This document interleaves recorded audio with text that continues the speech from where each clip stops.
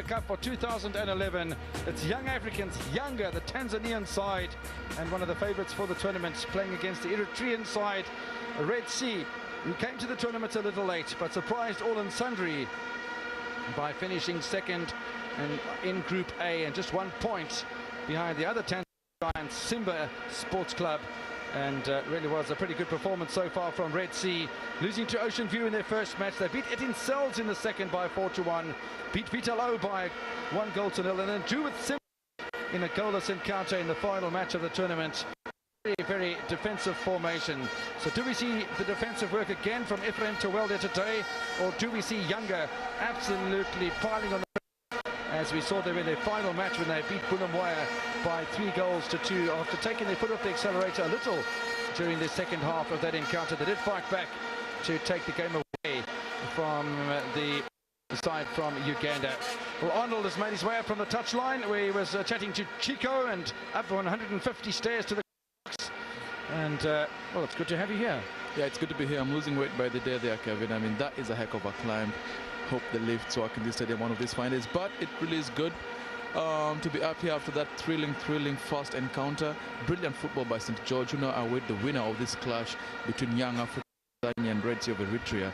If that first match by Kevin, we are in for a thrill, and this second one, Red Sea give nothing away. They take no prisoners with that slow, languid style that is nevertheless quite effective.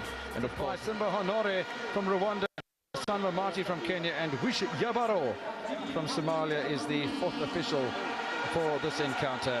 So everything to play for. A meeting then with St. George on Friday in the semi-finals of the Sakafa Kakame Cup 2011 is the prize for the winner today. Will it be 90 minutes, or will we have penalties? You get the feeling that this match, based on the performance of the last two teams, will be decided on within the 90 minutes. Most teams do not want to go to penalties. They certainly don't want to go to penalties straight from 90 minutes when they know they can finish the business within the allotted time. So I'm really looking forward to a game in which both teams, just as we saw in the first one before that unfortunate card, go out to win. Red Sea, as we said, we made the mistake of underrating them just because they were last-minute inclusions, but they were justified last-minute inclusions. They'll feel perfectly entitled to be here and to take on, for the second time actually, a team that's based in this stadium after, of course, their game against Simba, which they drew. Another man who I'm quite excited to see today is Hamis Kisa, who didn't play in the opening match El Marek, but certainly played against Elman and against Bunamwaya. So a man who needs to be watched in this encounter. Yeah, I'm looking forward to see on the side. Goitom is a fantastic keeper. As the last defender, he's been quite helpful for them. And I'm also looking forward to see number 10. As we said time and time again, a player with that jersey knows he's good. His coach knows he's good. And Jacob Emmanuel, number 10 for Red Sea, has been of a lot of the brilliant passages of play that we've seen from Red Sea. And I look forward to seeing him again today. Match referee from Kenya, Sylvester Kirwa, had a chat to him in the referee's dressing room before the match got underway. Wished him well. He's looked just a little nervous, bit of energy going about him, a few twists, jumping up and down, doing some limbering, and that was more than 2 hours ago. So he said he's really looking forward to this, and he'll give us a good performance. We're underway then for the final quarter-final at the Sakafa Kakame Castle Cup for 2011, live from the National Stadium in Dar es Salaam. It's Yanga against Red Sea, and one of these two teams will play against St. George on Friday.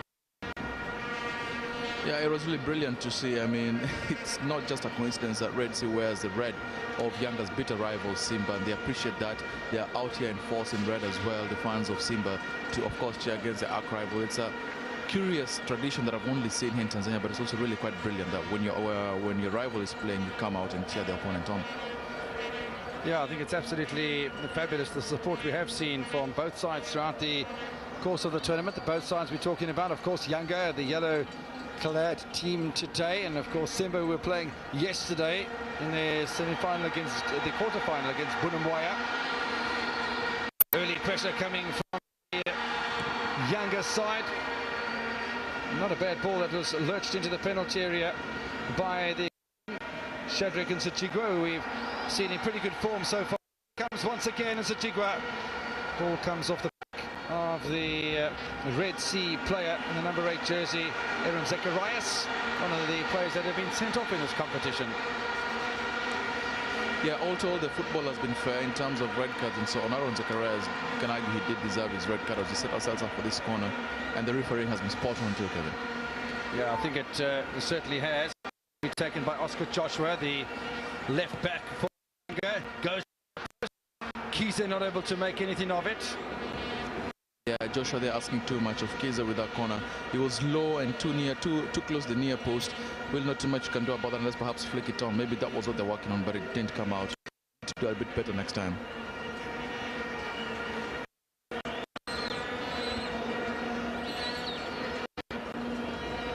Red Sea goalkeeper Daniel Goitom has been one of the better goalkeepers in the tournament so far. Having said that, Red Sea have only scored 5 goals. They've conceded 3 in the process. Did score 2 goals against Ocean View opening match. So the last 2 matches, Goitom has been able to keep clean sheets, and against Vitalo and against Simba, no mean feat for Daniel Goitom. An opportunity for Red Sea to push forward from the left-hand side. Jacob Emmanuel had a rather poor game against Simba, where he was really out of favour. Didn't seem to be contributing much. This man has, Isaiah Tekle, been very influential. And Daniel Ogba Gabriel playing in the holding midfield role has been quite a force to be reckoned with as well. Yeah, you're right. Jacob Emmanuel sort of disappeared from that match. I hope he doesn't do the same thing here today, because it's a match again against another giant from Dar es Salaam. But this one's bigger than that one. I think he knows very well to come out to the party today and come out early. Yeah, he certainly does need to do that. It'll touch on the ball through the middle of the park from Yanga as they try to push on. But nice, both teams are coming out to try and play enterprising football. This is Kiza once again. Likes to play just a little on the wide side, and the cross was meant to be just that, a cross into Zimbabwe and not a shot on target. The goal and the Zambian striker very nicely. Not in any great success for Yanga. Yeah, it's Kiza being part of another disappointing crossing move. I think they're still finding their range of finding their footwork. The nervousness is still there. So from time to time, you hit the ball harder. Hope they get settled down to see some more precise passing. Certainly will be nice to see that play through the middle of the park, coming from the Young Africans number 4, Oscar Joshua, who likes to push forward from his position on the left-hand side of defence. Already seen him taking a corner. Ball pushed away by Oscar Gabriel through Zacharias. Back it comes through Joshua. Now a little stop and turn from Kiki Makasi, who's fouled in the process. Yeah, Kevin, it's a bit of a nervous start here so far. I mean, I guess after the standards that have been set by the first 2 quarterfinals. A great opportunity for Yanga, just about taking in front of goal as well. And a little bit disappointing look on the face of the Yanga attacker. Yeah, he should be. I mean, he had a header that was almost free. I was saying the cross precise and just right there, they can you know, give us something much more quality. That was a pinpoint cross to the head of the Yanga attacker there. We have it number 20. The number 20 Keys, excuse me, and he had more space than he figured out he had, and I think he would take another look at that and know that he should have done better with the connection. Interesting that on Tsegai, the right back for Red Sea, isn't in the starting lineup today. Space seems to have been by Henok Burr. All over towards Kiza once again, who's very much a target man, but Henok Burr will make sure that there's no problems for Daniel Goitom. Yeah, Kiza's been part of all the plays we've seen so far. I mean, he's making a nuisance of himself, even right now, interfering just a little bit with Goitom, playing a bit of mind games there. But like you say, he's been a target man, and they've been finding him, and now it's up to him to find his own target, which is for the net. I'm sure that's exactly where he'll try to ball into. In the meantime, lovely play once again from the captain, Shadrach Nsidwa. A large round of applause from the supporters that pack their way into the national stadium of Dar es Salaam. And the longer the afternoon progresses, the more fans we see. We're only 6 minutes into the match, so the fan base here at the national stadium is bound to have grown substantially by the time we get to halfway through this encounter, the quarter-final. Yes, Yanga historically and even now, much more supporters than Simba does. I mean, we have sections of the stadium full that we didn't see full yesterday when Simba was playing, and of course this is the biggest match Yanga has played in this tournament, and it's really good to see a stadium filling up like this one's filling up, Kevin. Hopefully by the time we get to halftime, it will be a sea of yellow in here with maybe, you know, smattering of red. Yeah, the two may never join each other, and it has been rather interesting to see that when we've come into the stadium early, whenever there's a team in red playing against Yanga or a team in yellow that's playing against Simba, and obviously the supporters of Simba would support the team that's playing against Yanga, as would be the case today. So the Simba fans back in Red Sea today, and we were having a walk around the athletics track that surrounds the pitch here today, and looking up at the main grandstand amongst the supporters of Simba, and there was a lass that moved in the area of support from the Simba supporters with a young kid about 5 years old wearing a yellow t-shirt, and the fans stood up en masse, pointed to the exit signs, and well, there was only one way that was going to end, and it was that the mother very cleverly removed the t-shirt, put it in her handbag. Yes, I remember seeing that, and that is one of those very peculiar things about the tradition of, you see that and free kick. It's definitely a Tanzanian tradition here in Dar es Salaam that if you're wearing yellow in the Simba section or red in the Yanga section, you either off or you go away. And actually today, twice I saw earlier, Kevin, that there was police intervention necessary to save these fans from the wrath of the rivalry they have. But football is about rivalries and competition, and that's exactly what you're seeing out here on the stands. And I think as long as it stays as far as fairness is concerned, one doesn't matter, or one doesn't mind. Goitom knocks it away from the advancing Davis and Wape, trying to do to Red Sea, the same as what he did to Bunamwaya. That's a brilliant splitting through ball that sets him free. But you know what, his touch is a bit heavy on that second one. And usually for a striker, you want that first touch right there. That first touch right there to be good, because by the that second touch, he plays it a bit too hard, and Goitom is all over it. I would love to see Davis Mop in such a situation after the first touch, you know, go for something a bit more audacious and creative and try to chip the goalkeeper, because I mean he hurts himself there. Goitom is hard too, and I think will want that back and want to do something better with it.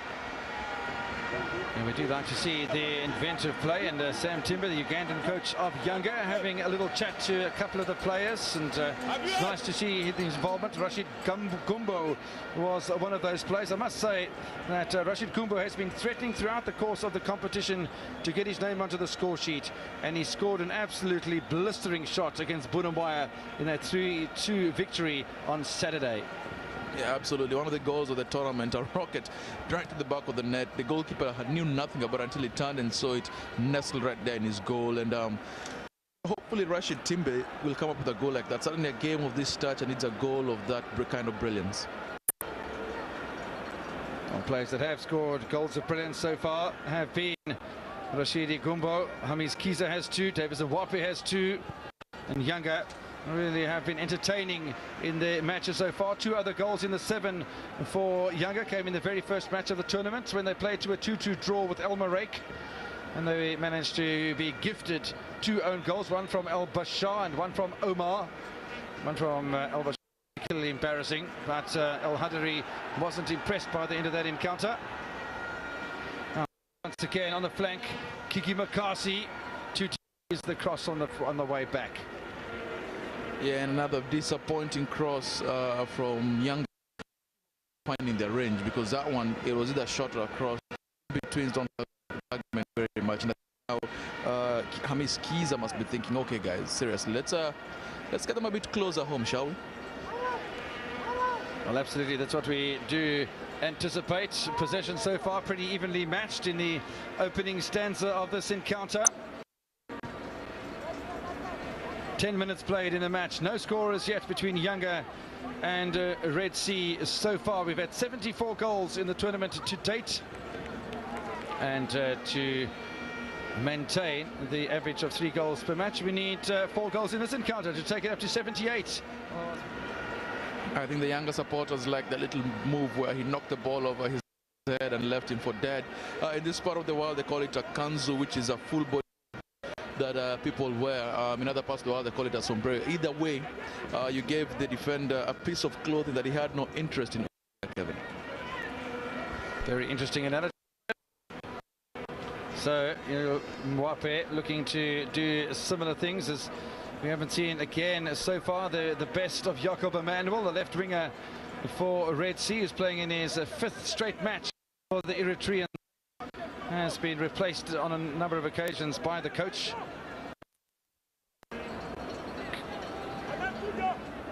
And Yanga will really fancy themselves for a good tournament. I must say that I've been very impressed with the way that the young African side have established themselves in this tournament. Nurdin Bakari, the dreadlocked defensive midfielder, has had a good tournament. I have to agree with you, Kevin. I mean, between the two sides representing Dar es Salaam, representing Tanzania in this tournament, Yanga have clearly been the favorite. They've clearly been the one that look more likely a formidable home team, and you expect to see a bit more of them here as opposed to maybe also in the game that Simba played against Bunamwa yesterday, being taken right down to the wire. Ball tidied up in defence by Isaias Tekle, left back, who missed out in the match against Simba, but back in the starting line. One of the changes, and just look at the positioning once again of Bakari, almost playing as a defensive sweeper, a reverse sweeper, instead of the defensive midfielder coming in behind it and knocking the ball out towards Makasi. Long ball employed on the way back to Winsachigwa, and he tucks it back nicely. Yanga now have lots of players forward, and the header just goes over the crossbar. Got himself nicely positioned, but I must say the defence of Yanga, of the Red Sea side with Jacob Tekie, seemed pretty organised. Yeah, to want to play the ball in from the wing, and that's another precise pass. This time the forward credit, there's a defender right on him. Great pass there by Geoffrey Taita, and the header wasn't bad either, considering the defender all over him. Goiton seems angry, but to accept the fact that he's bailed him out from having saved a shot, pick the ball for the night, Kevin. Yeah, it's those sort of moments that one does have to applaud your defenders rather than berate them. It's a little bit different when they get caught napping inside of the penalty area. Goalkeepers make mistakes too, as we saw in the previous encounter, with that horrible effort from Jeff Nzokira to take out a rather innocuous shot that came in from Godwin from the St George's side to open the scoring for St George. Yeah, that was a bit sad. I mean, Jeff Nzokira has been one of the more impressive goalkeepers in this tournament. He did change his gloves afterwards. I guess he was blaming his tools. Considered one more time after that. Perhaps it wasn't the glove, but it's a sad exit. Really ignominious departure from this tournament for a goalkeeper who's actually been one of the better ones we've seen here. No, he certainly has, and neither of these two goalkeepers have been shabby either. You have Perko from Ghana and Goitom, who's had a good tournament. Goitom having to clear for a I must say I've been impressed with Chacha Marwa as well, and Nadir Haroub, the two centre-backs for the younger side, who seem to have a very nice understanding between the two of them, and the man in front, the defensive midfielder Bakari. Yeah, the defense for Yanga has been really impressive. They are quite solid on the back. And Kevin, the other thing that we have to understand is your defenders don't just have to be good, but they've got to inspire confidence, and you get the feeling that when the younger midfielders don't get it done, they know their defense will do it for them. Davis and Mwape pushing forward again. Kiza, there's space down the left-hand side with Makasi, who's been a danger so far, and again it's been overhit towards the goal of Goitom. Not for the first time, disappointing in the 16.5 minutes played in the first half so far, and Makasi yet to find his range. I expect by this time, Kevin, that they would have done exactly what you're saying they haven't, which is find their range. I mean, the first 10 minutes, wayward crosses are to some degree acceptable, because you're sort of trying to find how heavy is the ball, what's the wind like out here, what should I put on, and how stop on others am I. But with a quarter of an hour gone, surely they should be doing better finding the target, especially because it's clear that their strategy in this match is to play the ball down wide in the opponent's half in the final third, and then swing across in and use the side advantage of Davis Mwape to try and cause some trouble. He certainly is able, Makasi, to get behind the Red Sea attacker. Samuel Burhan on the right-hand side of the attack, and once again through the middle now comes Kumbo. Again finds Makasi out on the far side. Support will come from Oscar Joshua. He changes his